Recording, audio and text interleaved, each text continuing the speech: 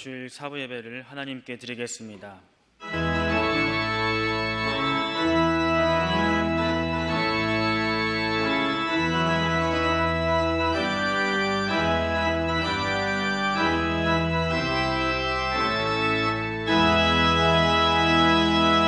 하나님 말씀은 로마서 8장 12절에서 17절 말씀입니다. 신약성경 248페이지입니다. 로마서 8장 12절에서 17절까지의 말씀 제가 봉독하겠습니다. 그러므로 형제들아, 우리가 빚진 자로 돼 육신에게 져서 육신대로 살 것이 아니니라. 너희가 육신대로 살면 반드시 죽을 것이로되 영으로서 몸의 행실을 죽이면 살리니 무릇 하나님의 영으로 인도함을 받은 사람은 곧 하나님의 아들이라. 너희는 다시 무서워하는 종의 영을 받지 아니하고 양자의 영을 받았으므로 우리가 아빠 아버지라고 부르짖느니라. 성령이 친히 우리의 영과 더불어 우리가 하나님의 자녀인 것을 증언하시나니 자녀이면 또한 상속자 곧 하나님의 상속자요 그리스도와 함께한 상속자니 우리가 그와 함께 영광을 받기 위하여 고난도 함께 받아야 할 것이니라. 아멘. 자, 오늘은 이 본문 말씀을 중심으로 해서 그 영성과 본성에 대해서 말씀드리도록 하겠습니다. 이 로마서 8장에 반복적인 내용, 1절에서 마지막까지 보면 반복적인 내용이 있습니다. 그거는 이번에 2주 동안 특별 새벽 기도회 때 말씀드렸던 것처럼 영적 세계에는 대결의 질서가 있다는 거, 대결, 선한 영이 있고 악한 영이 있는 것처럼 그 대결의 진리가 있다. 그것은 바로 영과 육의 대조와 대결입니다. 그래서 그 로마서 8장에도 보면 5절에 보면 이렇게 나와 있어요. 육신을 따르는 자는 육신의 일을, 영을 따르는 자는 영의 일만 생각한다. 아까 이거 여러분들이 적용해야 돼요. 속회를 드리는데 맨날 고구마 1kg에 얼마에 샀지? 저 소파는 어디서 샀는데? 아이고 바가지 썼네. 그리고 그 기름은 어떤 게 맛있어? 우리 주기도문으로 마치자. 그럼 그거는 육에 속한 속회야. 그걸 우리가 알아요. 그래서 이렇게 육신을 따르는 자는 육신의 일을, 영을 따르는 자는 영의 일만 생각한다. 그 다음에 6절에 보면 이런 말씀이 있어요. 육신의 생각은 원수가 된다. 그 육신의 생각은 하나님과 원수가 되니 육신의 생각은 사망이고 영의 생각은 생명과 평안이라고 그랬어요.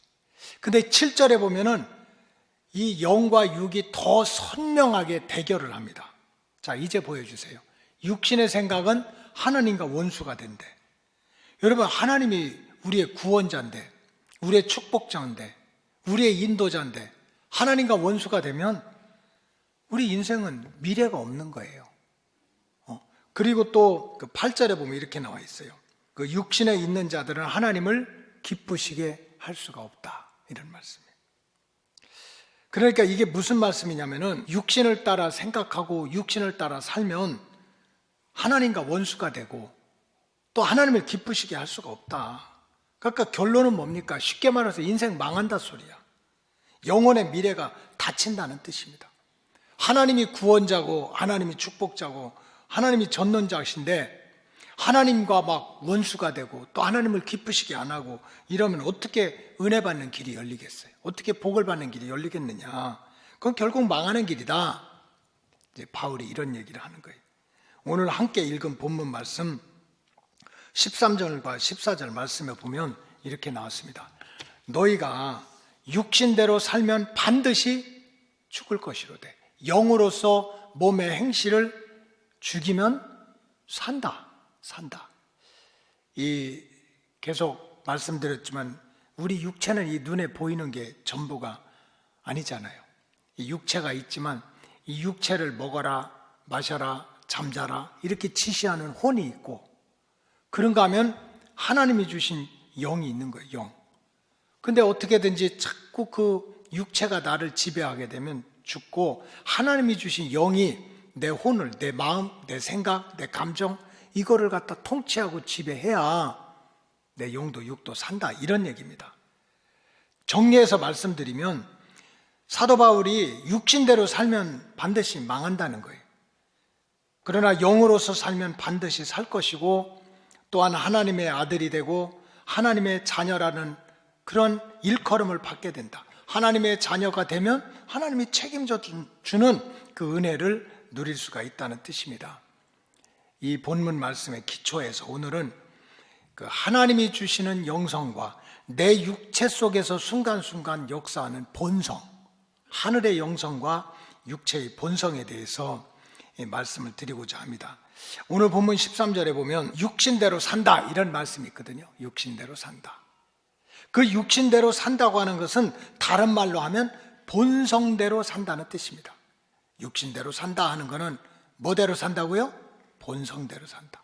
그래서 육신대로 살면 망해 죽어. 그러면 다른 말로 하면 네 본성대로 살면 망해, 네 본성대로 살면 죽어, 이런 뜻입니다.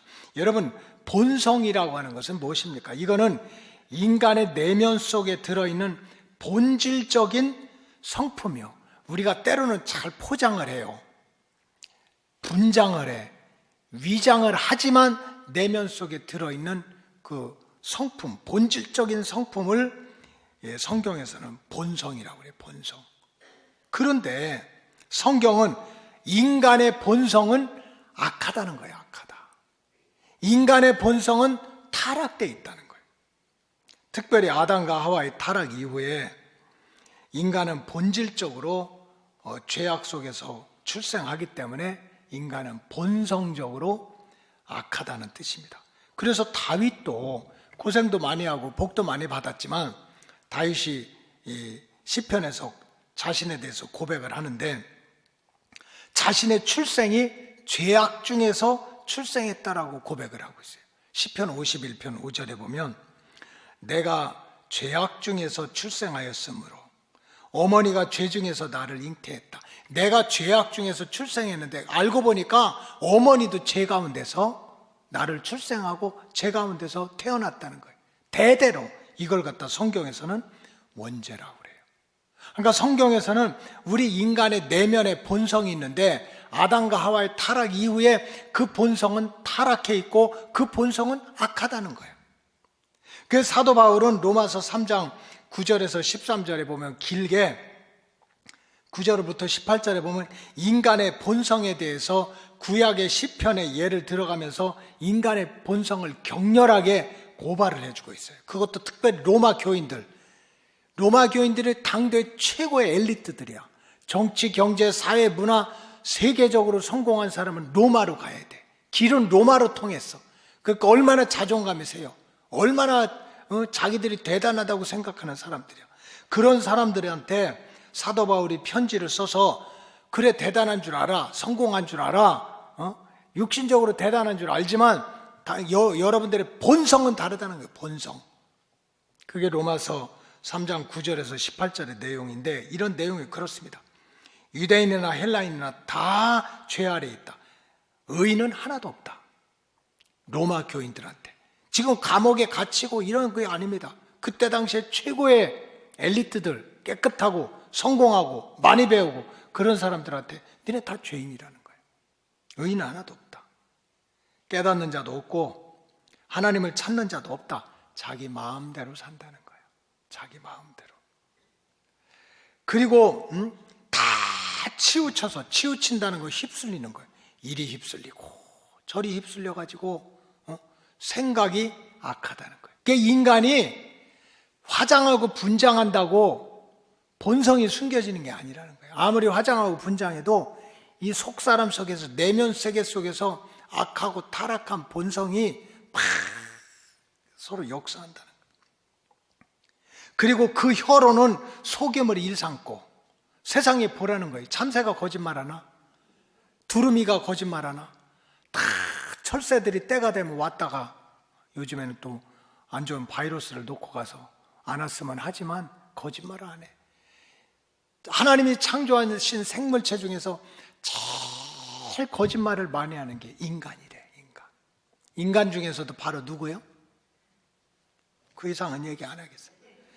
그 다음에 거짓말을 많이 하는 게 똑똑한 개들이래요. 하나님의 눈으로 볼 때 그 혀를 가지고 가장 거짓말을 일삼는 게 인간인 거예요.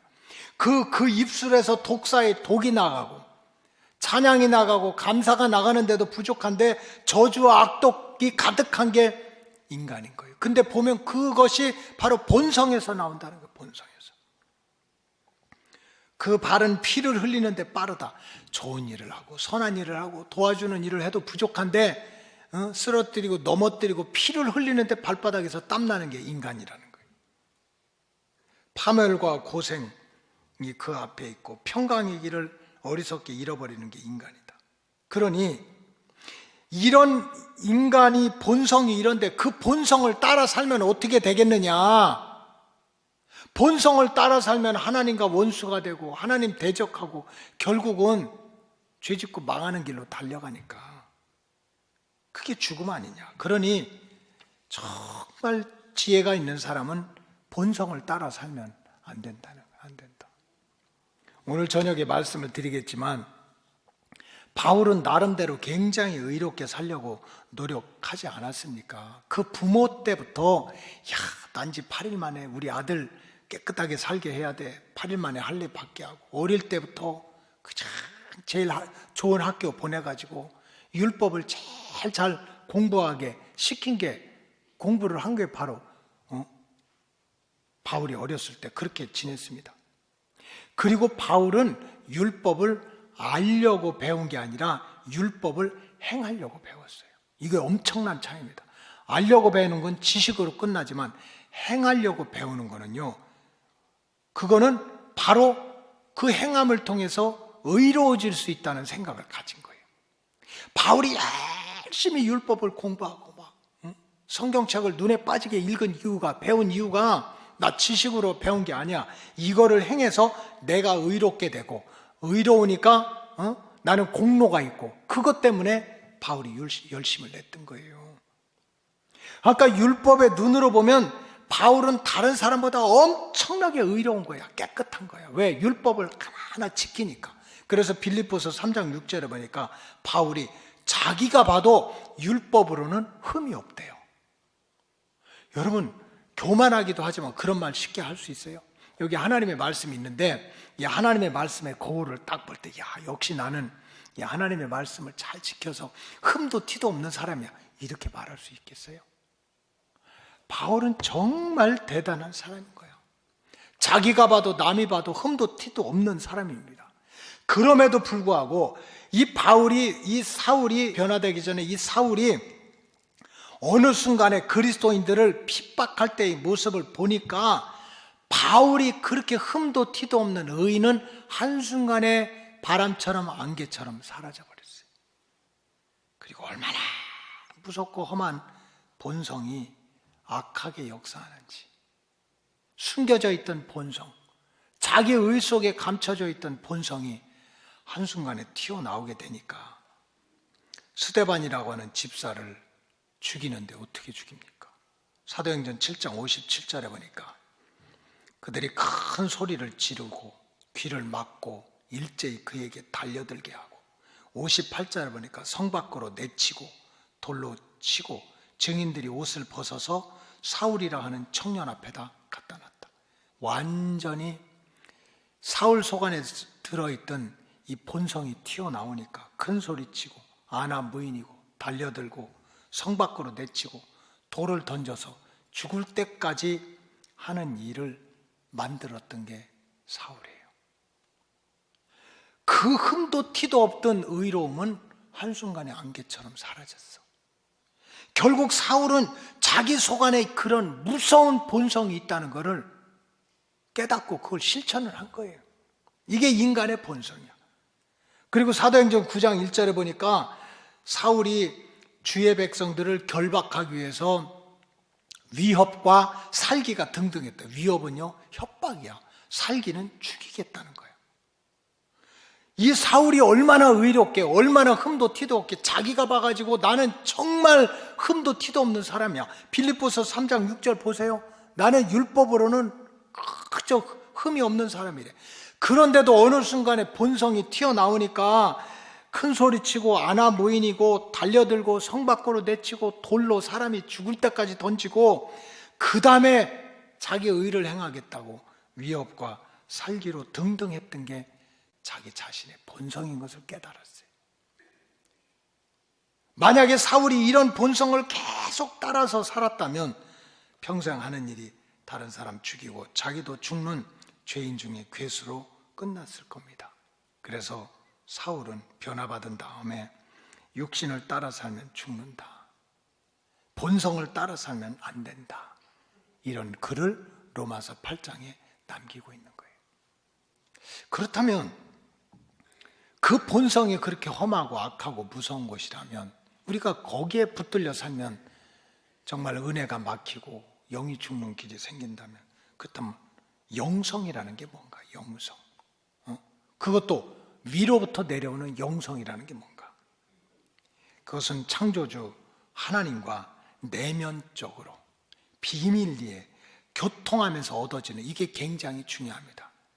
하나님과 나 사이에 마치 신랑과 신부가 둘만에 만나는 것처럼 하나님과 나 사이에 내면적으로 때로는 비밀리에 교통하면서 얻어지는 영적인 평안, 또 영적인 능력, 영적인 권세를 성경에서는 영성, spirituality라고 그래요. 여러분 한번 생각해 보세요. 하박국이라고 하는 사람이 나중에 선지자가 됐지만 농사져도 포도나무가 열매가 잘 안 돼. 무화과나무 열매가 맺을 때쯤 되면 태풍 불어서 다 떨어져. 그 옆집에서는 막 300일 만에 1년에 그냥 1년에 송아지 한 마리씩 나오는데 우리 소는 밥만 먹고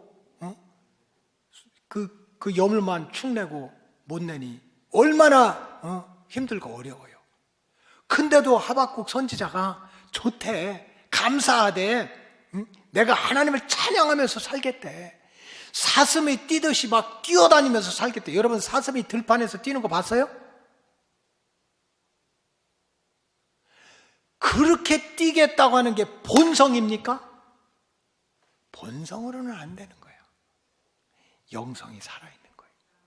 하나님과 교통하며 하나님과 주고받는 그런 하나님이 주시는 평안, 하나님이 주시는 권세, 기쁨이 있으니까 그런 찬양이 울려 퍼지는 거예요. 여러분 전능자로부터 받는 영성, 또 영적인 능력과 권세는 택함받은 백성들에게 사실은 은혜의 통로가 되고 축복의 통로가 됩니다. 본성은 순간순간 튀어나오는 본성은 내 영도, 내 혼도, 내 육도, 내 이웃도, 스데반도 죽이는 그러한 죄악이지만 영성은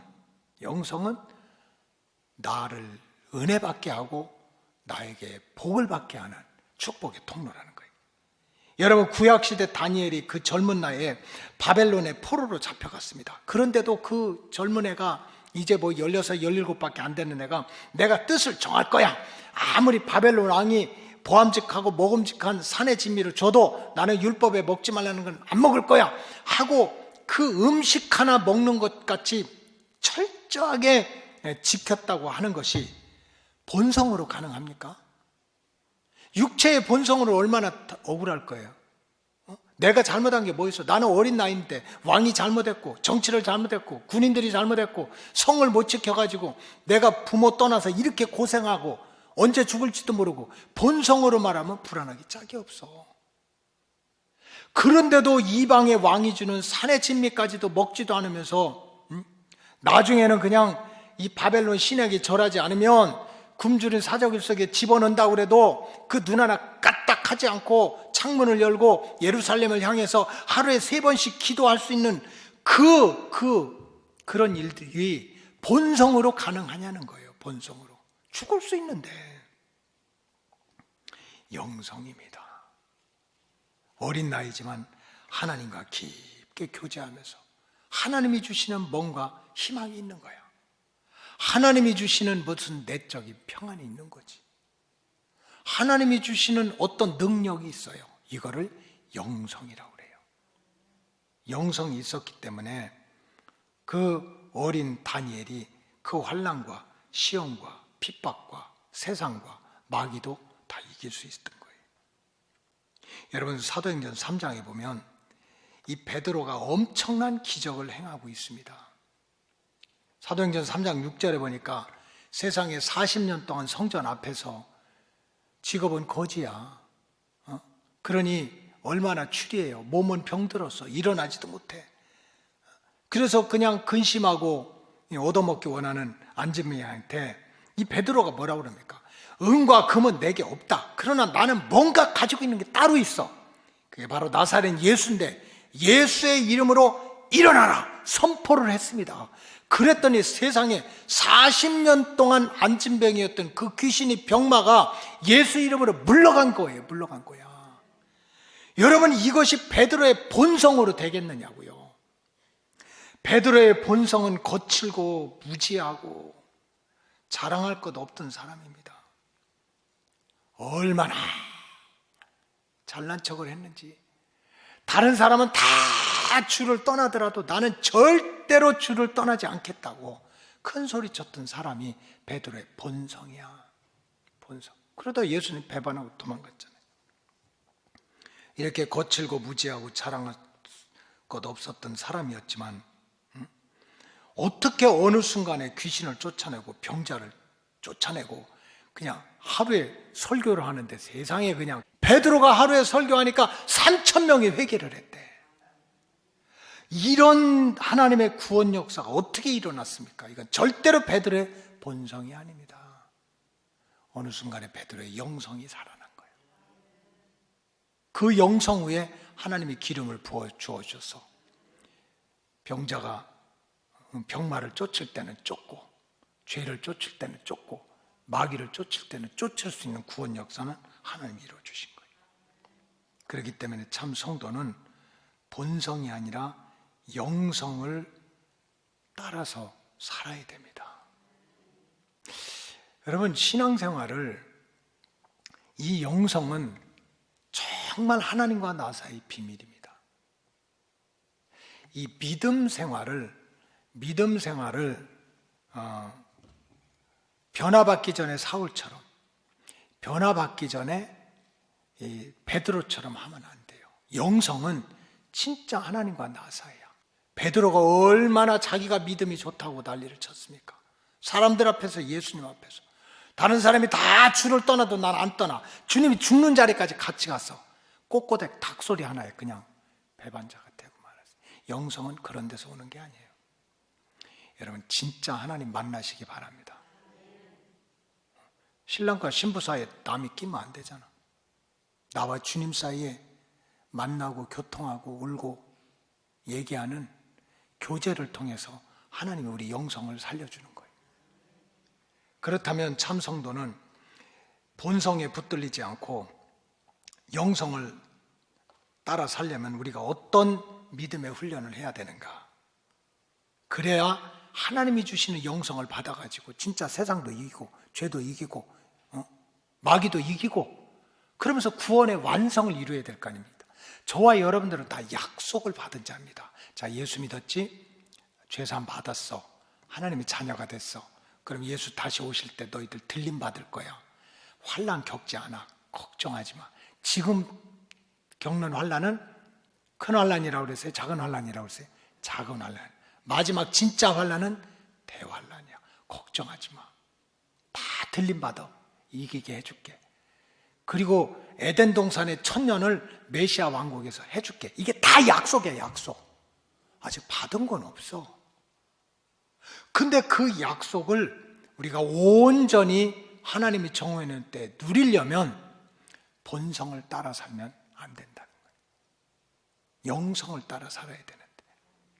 그렇다면 우리가 어떻게 믿음 생활을 해야 하나님이 주시는 이 영성을 잘 지킬 수 있을까? 그 첫째는 믿음의 여정에서, 신앙의 여정에서 언제든지 한번 따라해 주세요. 내 본성이 튀어나올 수 있다. 있어요, 없어요? 이거 알고 신앙생활을 해야 된다는 거예요. 정신 못 차리면, 까딱하면 내가 화장하고 분장하고 뭐 이렇게 했지만 한순간에 내 본성이 튀어나와서. 왜? 우리는 원죄를 가지고 있으니까. 그 본성이 내 영혼 병들고 내 육신을 망하는 길로 인도할 수가 있다는 거예요. 끌어갈 수가 있다. 뭐 나는 괜찮겠지, 그게 아니라는 거예요. 내 자신이 한순간에 돌을 들어서 스데반을 쳤던 사울도 될 수 있고, 그렇게 시기와 질투로 그렇게 할 일이 없어. 다윗을 죽이려고 13년 동안을 난리를 쳤던 다윗이, 그 사울 왕의 본성이 내 안에서도 태울 수 있다는 거예요. 그래서 빌립보서 2장 12절에 보면 바울이 빌립보 교인들한테 이렇게 편지를 썼어요. 그러므로 나의 사랑하는 자녀들아, 사랑하지 않으면 이런 말을 하지도 않아. 나의 사랑하는 자들아, 너희가 나 있을 때뿐만 아니라 눈에 보일 때, 만날 때, 이때뿐 아니고 더 지금 나 없을 때, 못 볼 때, 또 이제 바울이 나중에 순교를 하잖아요. 그 육신적으로 못 만나잖아. 그때도 항상 이랬다 저랬다 하지 말고, 은혜 받았다 안 받았다 하지 말고, 항상 복종하고 항상 두렵고 떨림으로 너의 구원을 이루어가라는 거예요. 절대로 믿음 생활은 교만하게 해서는 안 된다. 그럼 뭐가 튀어나와요? 본성이 튀어나온다는 거예요. 항상 두렵고 떨린 마음으로 믿음 생활을 해야 된다. 그 다음에 둘째로는 우리가 본성에 이끌리지 않고 영성을 따라서 그 약속의, 하나님의 구원의 약속을 누리려면 영적인 환경을 스스로 잘 지켜가야 됩니다. 지켜가야 돼요. 피조물인 인간은 사람과 환경의 지배를 받을 수밖에 없습니다. 이 코로나19라고 하는 것이 앞으로 우리 개인, 교회, 또 기독교의 영적 환경을 굉장히 바꿔놓을 거예요. 지금 아마 뭐 앞으로 어떻게 바뀔지 알 수가 없어요. 지금 벌써 3월 달부터 시작해가지고 뭐 7개월, 8개월 교회 한 번도 못 오시는 분들 계세요. 충분히 이해가 돼요. 그럼에도 불구하고 생각해 보세요. 사람들은요, 우리 인간의 영성은 시간과 공간의 제한을 받아요. 여러분 어때요? 혹시 오늘 처음 오신 분들 계신가요? 나는 모르지만 그렇게 그냥 교회 안 와도 견딜만 하죠? 있을만 하죠.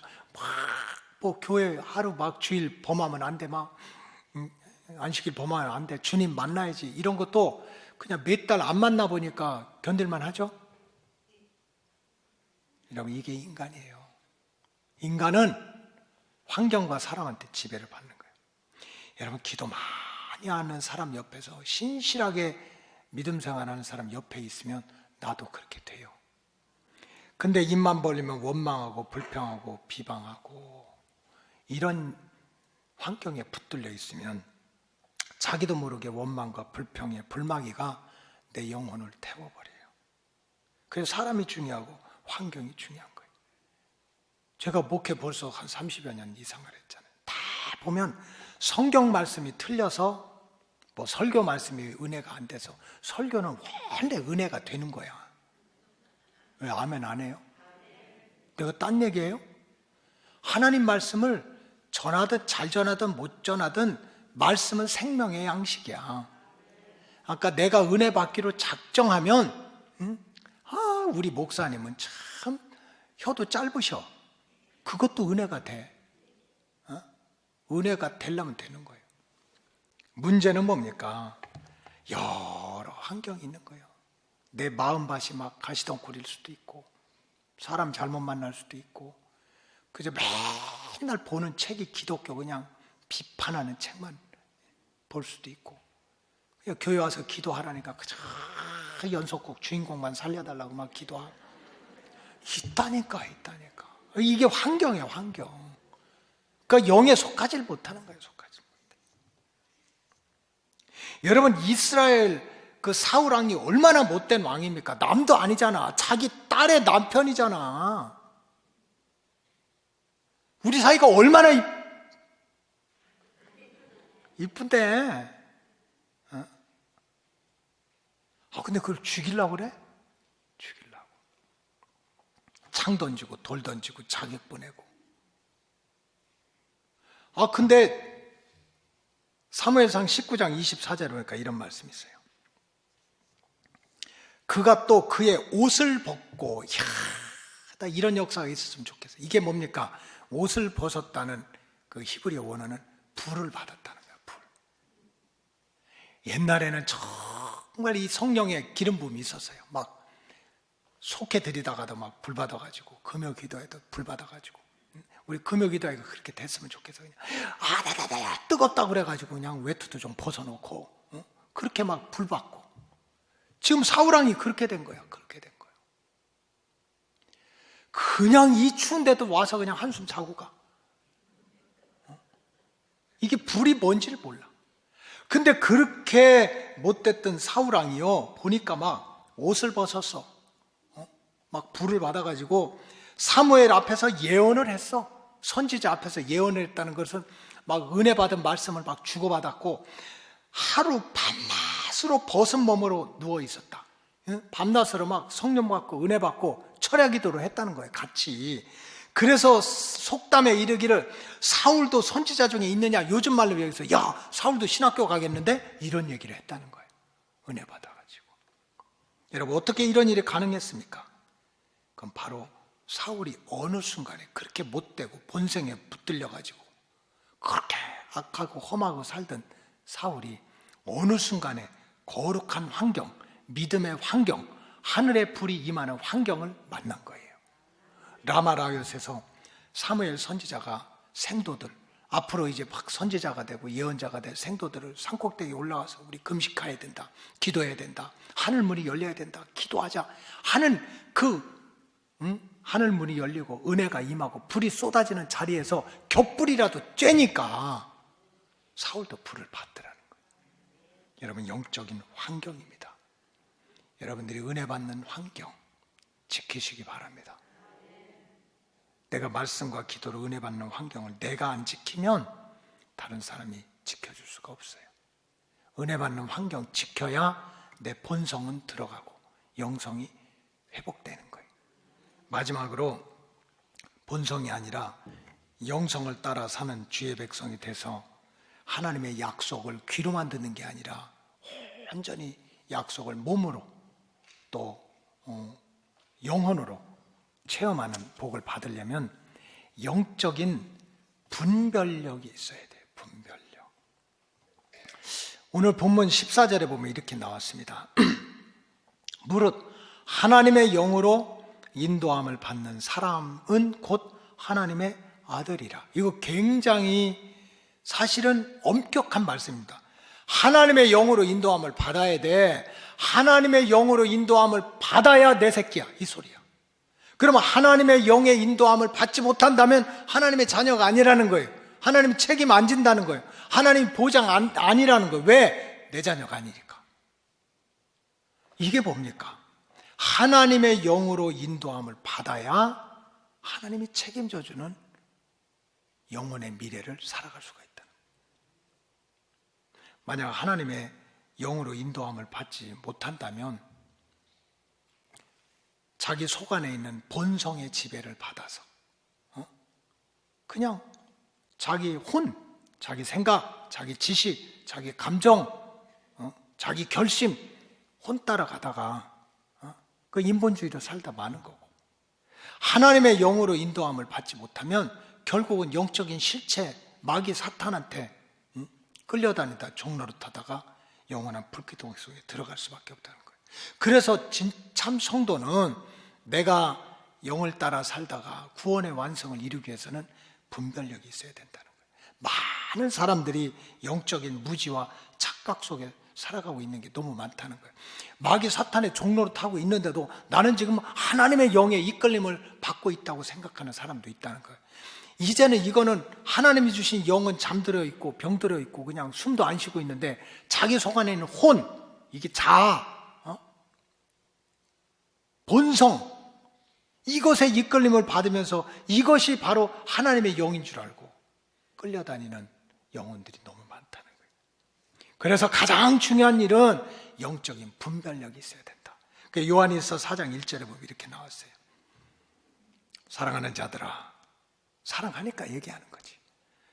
영을 다 믿지 말고 오직 영들이 하나님께 속하였나 분별하라. 2000년 역사 속에 거짓 선지자, 적그리스도, 얼마나 많은 악한 사탄의 역사가 있었냐. 분별을 하라는 거지. 그렇다면 우리가 영을 어떻게 분별합니까? 여러분들이 영을 어떻게 분별합니까? 신앙생활은 절대로 내 생각대로 하면 안 돼요.